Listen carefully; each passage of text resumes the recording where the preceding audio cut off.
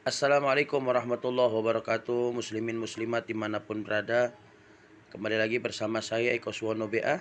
Sekarang saya akan berbagi tips untuk mengecek apakah bagian kepala kita, bagian otak kita mudah terkena serangan stroke atau serangan-serangan penyakit lainnya.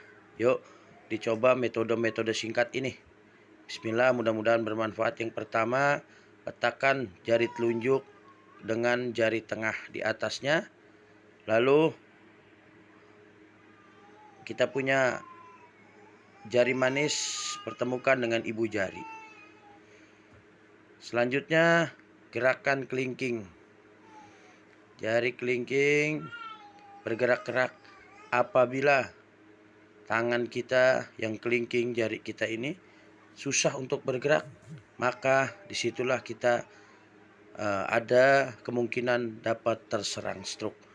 Ayo kurangi makan makanan yang berminyak, jaga kesehatan. Insya Allah metode ini berkah. Assalamualaikum warahmatullahi wabarakatuh.